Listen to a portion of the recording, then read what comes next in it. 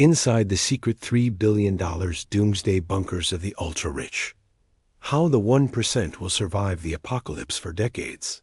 The image of the doomsday prepper was a specific stereotype. We imagined a paranoid individual living in a cabin in the woods, hoarding canned beans, wearing camouflage, and obsessing over conspiracy theories. They were viewed as outliers, people on the fringe of society. However, in the last 15 years, the face of survivalism has undergone a dramatic makeover. It has traded camouflage for cashmere and canned beans for hydroponic organic gardens. Prepping has gone corporate, and it has gone vertical straight down into the earth. We are witnessing the rise of high-end survivalism, a booming industry catering exclusively to the top 1% of the global population. These are not rough shelters dug into a backyard. They are subterranean megastructures designed to withstand nuclear blasts, pandemics, and total societal collapse, all while maintaining the lifestyle of a Ritz-Carlton hotel. The Survival Condo, high-rise living. Underground, the poster child for this new era is the Survival Condo project in Kansas. To the casual observer driving through the grassy plains, it looks like nothing more than a grassy hill with a chain-link fence. But beneath the surface lies a feat of engineering that repurposes a relic of the Cold War for a new kind of fear. The project is built inside a decommissioned Atlas F missile silo. During the 1960s, these silos housed intercontinental ballistic missiles capable of destroying cities halfway across the world. Today, the missile is gone, replaced by a 15-story luxury apartment complex built entirely underground. The walls are made of epoxy-hardened concrete up to 9 feet thick. Originally designed to survive a direct nuclear hit, Larry Hull, the developer behind the project, realized that the sheer cost of building such a structure from scratch would be astronomical. By purchasing the retired silo from the government, he acquired a fortress that would cost hundreds of millions to replicate today. The units in the Survival Condo are not cheap. A half-floor suite costs roughly $1.5 million, while a full-floor unit can run upwards of $3 million. But what do you get for that price? You get safety, yes, but you also get the illusion of normalcy. Simulating the world above one of the biggest challenges of living underground for an extended period, perhaps 5 years or more, is not air or water, but psychology. Humans are not mole rats. We need light, space, and a connection to the outside world. The designers of these luxury bunkers understand that confinement is the enemy. To combat this, the apartments feature digital windows. These are high-definition screens embedded in the walls where windows would normally be.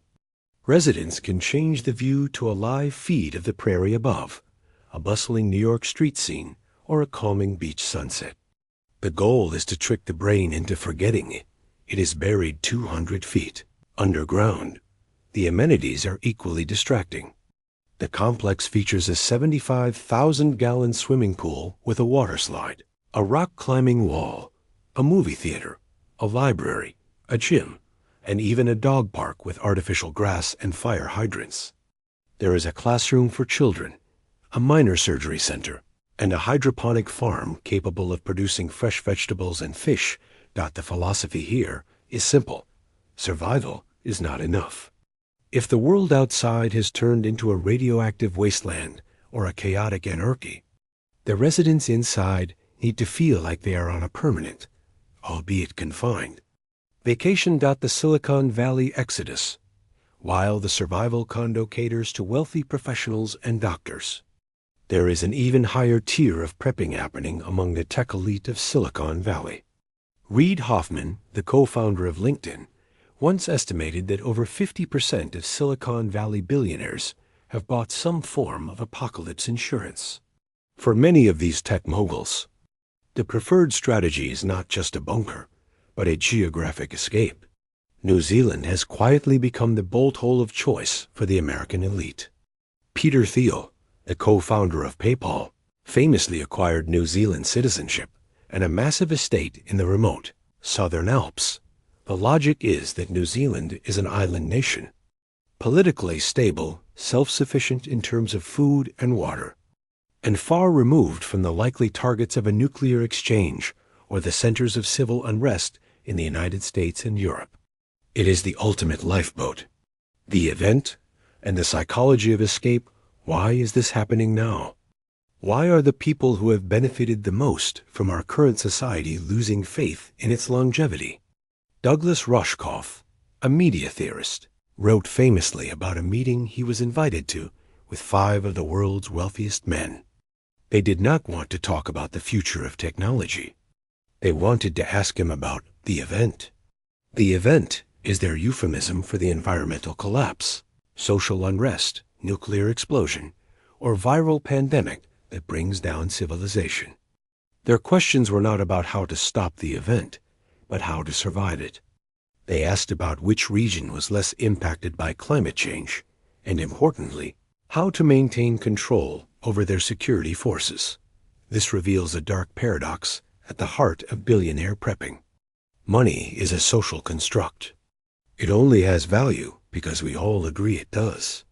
In a post-apocalyptic scenario, the dollar collapses.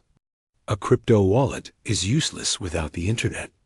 So the billionaires asked Rushkoff, "How do I keep my head of security from shooting me and taking my food once the checks stop clearing?" They proposed ideas like disciplinary collars or robotic guards. This highlights a fundamental disconnection. These individuals view the future not as something to be improved, but as something to be escaped. They are betting against the very system that made them rich. The logistics of long-term survival beyond the luxury and the philosophy. The logistics of these bunkers are fascinating. They rely on redundant systems. Power comes from the local grid, but is backed up by wind turbines, diesel generators, and massive battery banks. Air is filtered through nuclear biological chemical, NBC, filtration systems. The same grade used by the military. Food storage is a mix of freeze-dried goods calculated to last for years and fresh production from aquaculture and hydroponics. The Survival Condo even keeps a genetic ARCA stockpile of seeds and reproductive cells to restart agriculture and livestock if necessary. However, critics point out the fragility of these closed loops. A technical failure in the air scrubbers or a disease in the hydroponic plants could turn these luxury tombs into actual tombs. Furthermore, the psychological strain of living in a small community of wealthy, used being in charge individuals could lead to internal conflict.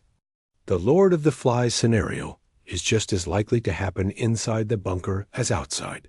Conclusion: a reflection on inequality. Existence of the luxury bunker industry is a stark symbol of modern wealth inequality. It suggests a world where the rich do not feel a responsibility to fix the ship, but rather are buying seats on the lifeboats, while the majority of the human population would be left to fend for themselves in the face of a global catastrophe. A select few are preparing to ride out the storm in underground palaces, watching movies and eating fresh lettuce while the world burns above them. The Doomsday Bunker is more than just a building. It is a monument to fear. It represents a loss of hope in collective action. Instead of investing billions in preventing climate change or strengthening social cohesion, the capital is flowing into concrete walls and air filters. It forces us to ask a difficult question. If the world becomes so broken that the only way to survive is to bury oneself in a missile silo, is that a world worth surviving in? For the residents of the Survival Condo, the answer is a resounding yes. They have bought their ticket, and they are waiting for the show to begin. Thank you so much for watching all the way to the end.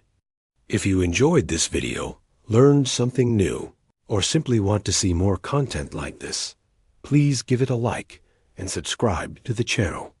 Your support truly helps the channel grow and reach more people. And if you have thoughts or ideas you'd like to share, feel free to leave a comment, I'd love to hear from you. See you in the next video.